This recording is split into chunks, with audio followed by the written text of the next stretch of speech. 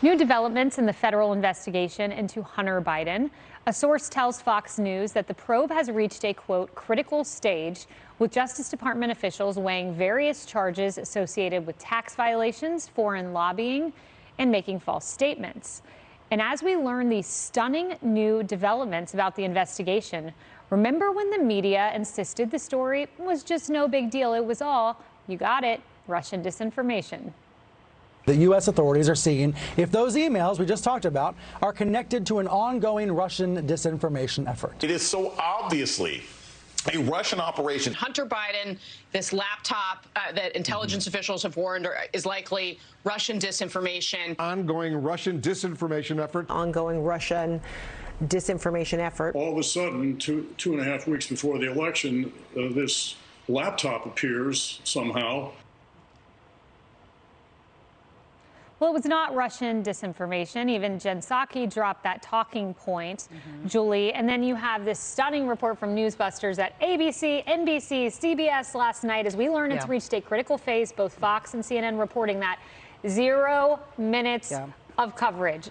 Zero. Yeah. The U.S. Attorney and the Justice Department here are making some pretty alarming accusations. And my question is, how much does the president know? Because they're talking about how he made false statements, possibly foreign lobbying violations. Let's talk about the false statements, because what if those alleged false statements could be verified by the president? Because we know that the president and Hunter Biden, his son, who he has a very close relationship with, and we know now that they have spoken. How much does the president know? And at what point does the president get dragged into this investigation? Because if the president of the United States has information on this, why aren't they questioning him? How much does he know? Yeah. That's my question. That is the key question. Jonathan Turley saying there needs to be a special counsel here. How can you not, Cassie, interview the, quote, big guy? Tony Bobolinsky said Joe Biden's the big guy. How could he not be called into the grand jury? Yes, exactly. We know every single one of these business deals Hunter Biden got was thanks to the big guy, his dad. He said it himself, that it was all about his name. And so how much did he know? But we were talking about this earlier. What's the why? Like, why should we care? Because people say, oh, he's just the son of the president. Family should be off limits. But no, obviously, now we know there's foreign policy dealings that might have been put in jeopardy as a result of this. What did their staffs know, and how much work did they have to do on his behalf to sort of clean this up or keep things at bay?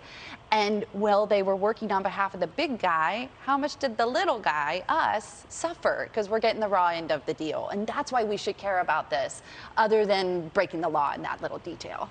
Yeah, you mentioned, you know, how this ties into policy. I mean, there's a report that Biden sent 950,000 barrels from the strategic reserve to a China company, one that Hunter Biden used to be a part of. They had a $1.7 billion stake in this company. So these are questions. That's Newsbusters. You can go read it. But Joey, the president is involved in this. Let's play the voicemail that the media ignores. Hey, pal, it's Dad. It's 8:15 on Wednesday night. If you get a chance, give me a call. Nothing urgent.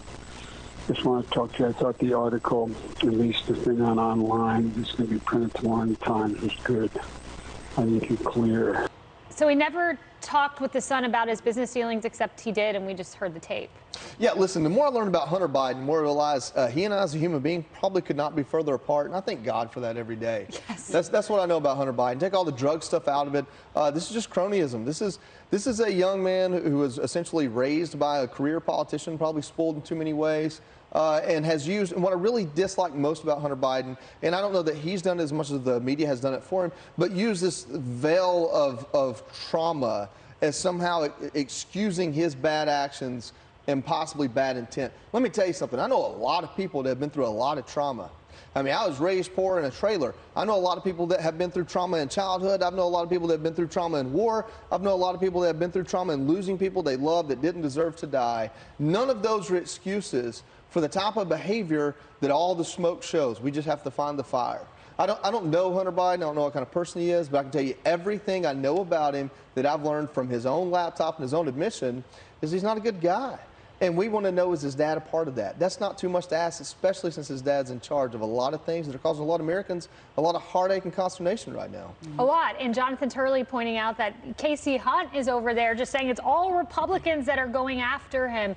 It's the mean Republicans. Well, it is the mean Republicans, I guess. But here's the thing that I find very interesting in this story. The international illegal stuff aside, some of the things that they're looking at are potential tax evasion and also providing false statements to get a gun while he was addicted to drugs. I mean, I would personally think that the Democratic squad would be all over this because I thought only Republicans and bad people did stuff like that. But no, they're not talking about that at all. But when it was Trump, I didn't care if it was the neighbor of the cousin of the guy that he knew once. It was plastered all over the media. So exactly the media has continued to just show partisanship, and they are not giving fair coverage to what is going on right now. Yeah, you are exactly right. What a double standard. Who could believe it?